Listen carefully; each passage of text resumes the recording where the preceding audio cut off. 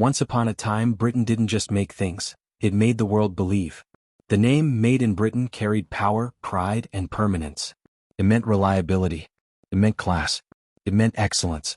But somewhere along the way, something changed. One by one, century-old companies, pillars of British tradition, began to fall. Woolworths, Thomas Cook, Beaches, Austin Reed, Debenhams. Some gone forever. Others hollow shells of what they used to be. The buildings remain, but the soul is gone. And so tonight we're going on a journey through time. To revisit the fallen giants. To uncover what killed them. And to ask, can legacy still survive in the modern world? Before we start, tell me where you're watching from tonight. Comment your city or country below. And if you remember any of these old British brands, tell me which one still lives in your memory. And don't forget to subscribe. Because the story you're about to hear is the story of a nation's rise, and its slow, silent decline. It began in Liverpool, 1909. Frank Winfield Woolworth brought his five-and-dime dream from America to British shores. A store where the working class could afford to dream. Children spent their pennies on sweets.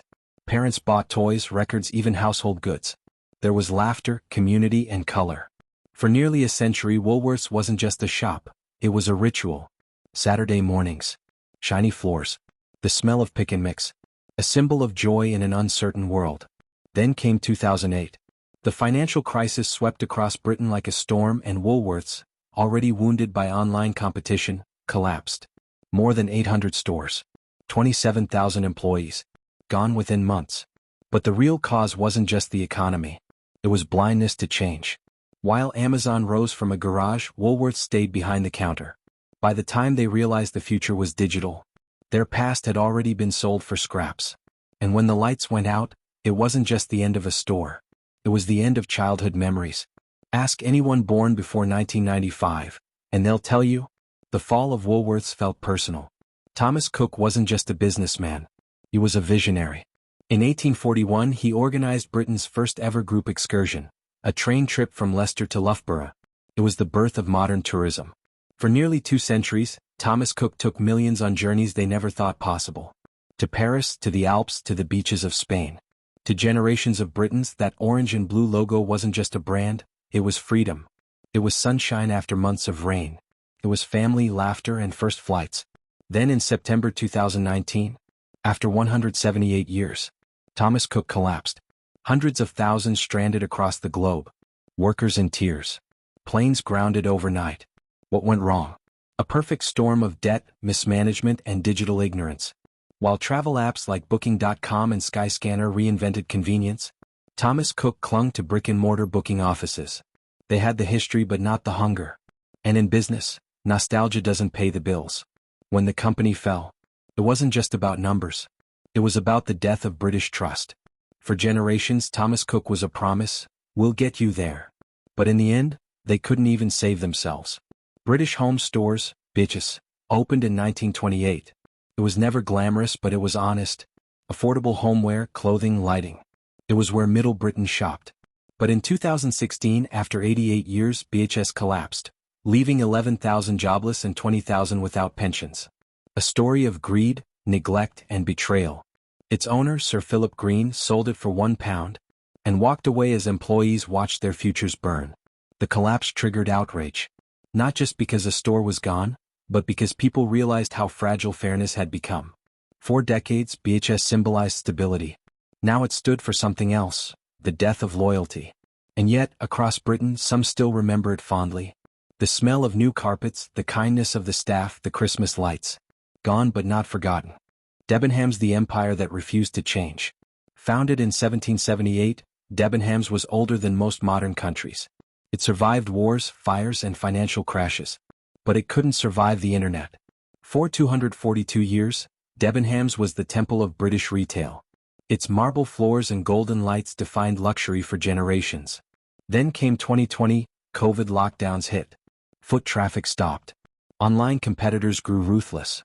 By 2021, the last Debenhams store shut its doors for good. It wasn't just a business ending, it was the end of an era. Old customers wept as their favorite store signs came down. Employees said their final goodbyes through glass doors. The saddest part? Even as they collapsed, Debenhams tried to hold on to tradition. When the world had already rewritten the rules.